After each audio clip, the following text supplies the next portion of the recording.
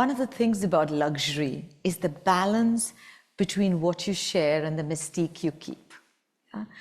So certainly it's going to be a while before I take you all into the kitchen. Yeah? True kitchen. But I must say, we, like others, keep experimenting in our open innovation. We are looking at experiments on longevity, well-being. What does it mean if you are 100 years old? Like, what kind of skincare regimen do you really need?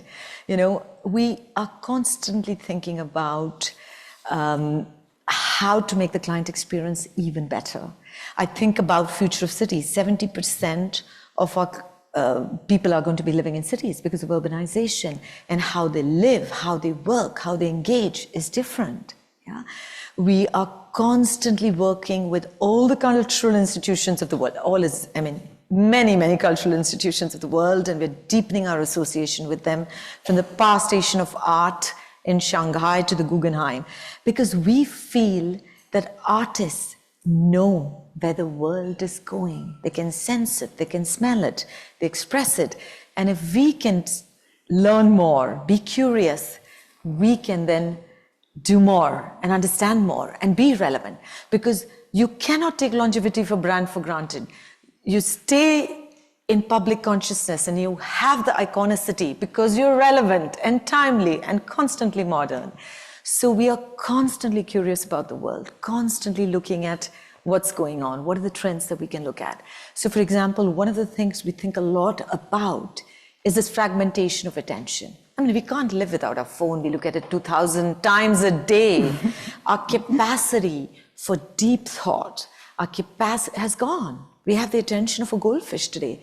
So we think about how can we build deep, authentic, meaningful connections with our clients, you know, engage them into deeper, more meaningful conversations that have a greater impact in the world. How can we amplify the influential voices in the world to bring a little bit of this to the world?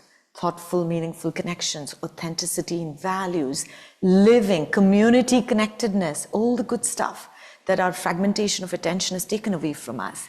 So how do we do that? So we do a lot of work in many of these areas. Yeah. But we think a lot about all of these trends: longevity, fragmentation, true well-being. You know, as a 100-year-old brand, we have to continue to do that if we want to be a beacon of inspiration for the next 100 years.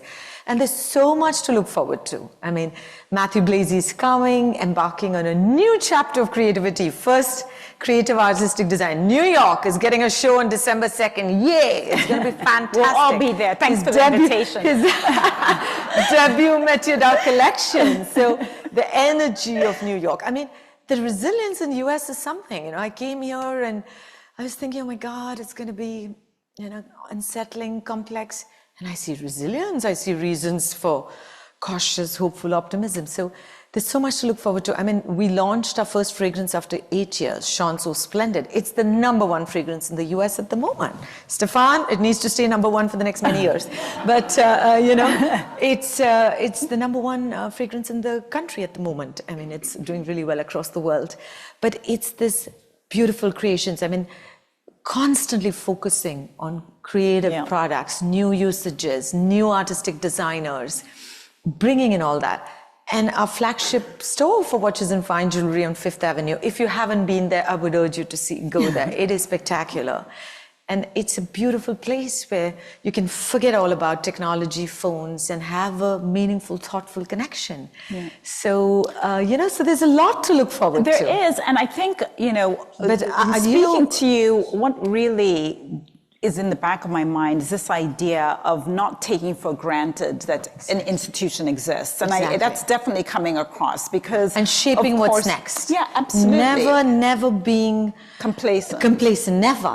And you know, Gabriel Chanel said, Java etre de ce qui va arriver, which is, I want to be part of what's next. And she always surrounded herself with the newest artists, the newest creations. You know, Pablo Picasso was a friend, Salvador Dali was a friend. So it's the same spirit. We want to shape what's next. Never be complacent. Always part of the cultural conversation, shaping it, being part of it, inspiring, engaging, That's how you keep your iconicity. That's how you keep your longevity.